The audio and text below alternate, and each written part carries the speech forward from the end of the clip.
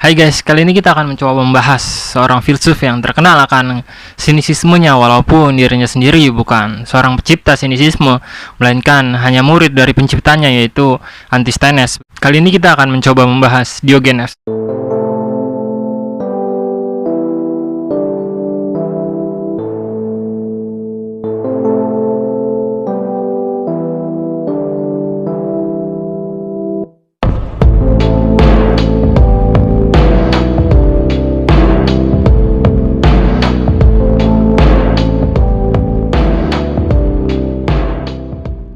Diogenes juga dikenal sebagai seseorang yang menjalani kehidupan secara asketis, yaitu meninggalkan hasrat-hasrat duniawi seperti layaknya Buddha dan beberapa tradisi spiritual lain untuk memenuhi kebutuhan rohaninya.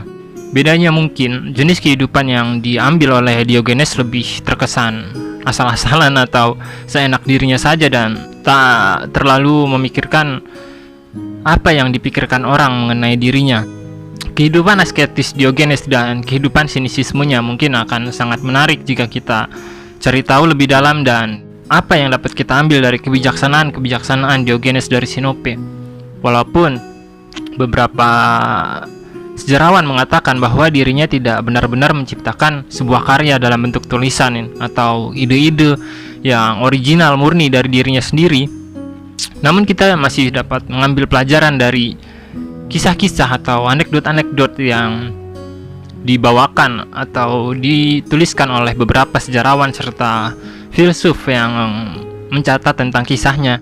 Dan kebetulan sejarawan yang mencatat tentang Diogenes pun bernama Diogenes. Bedanya Diogenes yang mencatat mengenai kehidupan Diogenes dari Sinope berasal dari tempat lain. Sebelum pindah ke Athena, Diogenes sempat diusir atau diasingkan dari tempat asalnya, yaitu Sinop, karena sebuah alasan mungkin orang tuanya yang kala itu melakukan atau mengalami sebuah skandal yang mungkin dapat dikatakan sebagai pemalsuan uang. Setelah pindah ke Athena, dirinya merasa luntang-lantung dan sempat mencari tempat tinggal sebelum dirinya benar-benar melihat seekor tikus yang masuk ke dalam lubang dan menganggap jika tikus saja dapat beradaptasi dengan lingkungannya, mengapa seorang manusia yang mempunyai akal dan menganggap mungkin dirinya istimewa tidak bisa melakukan hal yang sama? Mengapa dirinya harus ribet-ribet memikirkan rumah dan lain-lain? Oleh karena itu, Diogenes mengambil sebuah tong besar untuk menjadi rumah dan tempat tinggalnya untuk waktu yang cukup lama, mungkin dapat disebut seumur hidup. Oh ya, untuk yang belum tahu apa itu sinisisme adalah sebuah aliran filsafat atau mungkin juga dapat disebut, karena masih ada beberapa perdebatan antara sinisisme itu sebuah aliran filsafat atau sebuah gaya hidup. Ada yang berkata bahwa sinisisme itu sebenarnya gaya hidup yang menjauhkan kita dari hal-hal yang kesannya masih mengambang atau hal yang belum pasti. Sinisisme menginginkan kita, seorang manusia, untuk fokus dengan apa yang kita dapat dan kita jalani hari ini, agar kita menikmati apa yang kita miliki, agar kita memaksimalkan apa yang kita dapat sehari-hari, dan ya, tak perlu memikirkan banyak hal yang kiranya hanya dapat memperumit keadaan. Oke, lanjut ke Diogenes. Mungkin jika hidup di masa sekarang, Diogenes akan dikira sebagai orang gila atau orang yang kurang waras karena pakaiannya yang compang-camping serta gaya hidupnya yang asal-asalan, seolah tak sesuai dengan stigma atau sebutan filsuf yang menempel pada dirinya. Namun, mengapa dirinya dapat disebut sebagai seorang filsuf, bahkan salah satu filsuf yang sangat terkenal hingga saat ini? Mari kita cari tahu melalui kisah-kisahnya.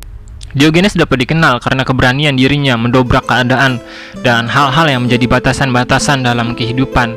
Karena manusia seringkali dirumitkan atau dipusingkan dengan hal-hal yang sebenarnya mereka sendiri yang buat, seolah kita seekor burung yang kita sendiri yang membuat sangkar tersebut. Diogenes lebih menekankan kepada hal-hal yang berbau kebebasan dan tidak memperumit keadaan dengan situasi-situasi yang justru menyulitkan diri kita sendiri karena kita yang membentuk hal tersebut, seperti definisi-definisi tentang kebahagiaan itu harus seperti apa, kesuksesan itu harus seperti apa, dan hal-hal yang kiranya justru hanya membuang-buang waktu kita karena kita dipaksa untuk berjudi dengan keadaan, dimana jika kita mendapatkan sebuah kebahagiaan, kita diharuskan berjudi kembali dengan kebahagiaan itu untuk mempertahankan kebahagiaan atau mendapatkan sebaliknya, yaitu kesedihan. Dan jika kita mendapatkan kesedihan, kita pun dipaksa untuk berjudi kembali dengan kenyataan mengenai apa yang harus dilakukan, dan jika kita melakukan hal tersebut, kita akan mendapatkan kesedihan kembali atau kebahagiaan kembali. Dan jika kita mendapatkan kebahagiaan kembali, maka kita akan dibuat berjudi lagi dengan kenyataan. Hal tersebut seolah menjadi sebuah siklus yang bagi sinisisme tak ada gunanya dan tak penting, membuang-buang waktu. Kita dapat kok bahagia dengan memaksimalkan apa yang ada di sekitar kita, dengan tidak terpaku oleh sebuah hal yang masih sangat amat rancu atau mengambang istilahnya. Sekedar catatan, kehidupan sinisisme khususnya yang dijalani oleh Diogenes merupakan sebuah cikal bakal dari kaum hippie yang mungkin sering kita kenal, yang ya hidup seenak dirinya aja. Kita akan masuk ke anekdot-anekdot atau kisah-kisah Diogenes dalam kehidupannya sehari-hari. Suatu hari, seorang filsuf ingin menantang Diogenes dan mempersiapkan argumennya dengan sangat amat matang untuk kemudian diceritakan kepada Diogenes. Dirinya ingin mengetahui apakah Diogenes mampu mematahkan argumen yang telah dibentuknya sedemikian rupa. Sang filsuf tersebut mengatakan bahwa, "Diogenes, saya baru saja menemukan sebuah teori bahwa gerak itu tidak ada." Lalu Diogenes tanpa mengucapkan satu patah kata pun bergerak, berdiri, dan meninggalkan orang tersebut. Ya, lucu ya. Ada lagi. Suatu hari Diogenes sedang mencuci sayuran. Ini kebetulan ada Plato yang sedang lewat, dan Plato menghampiri Diogenes untuk kemudian berkata kepada Diogenes, "Diogenes, jika kau mengetahui cara untuk menunduk di depan raja, kau tidak harus mencuci sayuran." Lalu Diogenes dengan santai menjawab, "Plato, jika kau tahu cara untuk mencuci sayuran, kau tidak harus menunduk di depan raja." Ya jokes filsuf ya kayak gini memang terkesan garing, cuman mind blowing aja gitu. Ya maaf kalau nggak lucu. Ini Diogenes versus Plato yang kedua. Suatu hari Plato mendefinisikan tentang, mungkin ini udah banyak yang dengar ya. Suatu hari Plato mendefinisikan tentang manusia yang ibarat binatang tanpa bulu. Lalu Diogenes yang mendengar hal tersebut mengambil ayam yang sudah dicabuti bulunya dan mengatakan, "Seperti inilah manusia versi Plato." Ini agak dalam nih. Diogenes pernah ditanya mengenai kapan kita mengetahui sahabat sejati itu ada. Lalu dirinya menjawab, saat kita susah, karena saat kita senang, semua orang adalah sahabat kita. Deep kan? Nggak ada jedak-jeduknya kayak di TikTok. Ini saat Diogenes berbicara dengan mereka yang tidak suka kepada filsafat atau berusaha menolak filsafat. Seseorang berkata kepada Diogenes, "Diogenes, pikiranku memang tidak cocok dengan filsafat dan aku tidak akan pernah mau belajar tentang hal tersebut."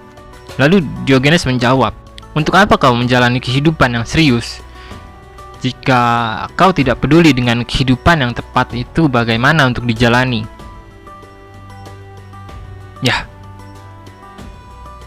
Ya kayak gitu mungkin kurang lebih. Ada lagi mungkin yang terakhir. Suatu hari Diogenes pernah berdiri di depan suatu tempat atau sebuah tempat prostitusi. Diogenes berkata dan berteriak-teriak bahwa wanita malam adalah madu yang beracun. Beliau sopan banget ngomong beliau. Dirinya berkata seperti itu berulang kali hingga para lelaki yang berada di tempat prostitusi tersebut merasa risih dan melempari Diogenes dengan uang-uang, kala itu uang koin atau uang logam yang mungkin ya mata uang kala itu ya memang uang koin. Dan saat dirasa uang yang dilempar oleh para lelaki itu sudah cukup, Diogenes memungutnya dan mengambil uang tersebut untuk kemudian masuk ke tempat prostitusi tersebut. Sangat cerdas sekali.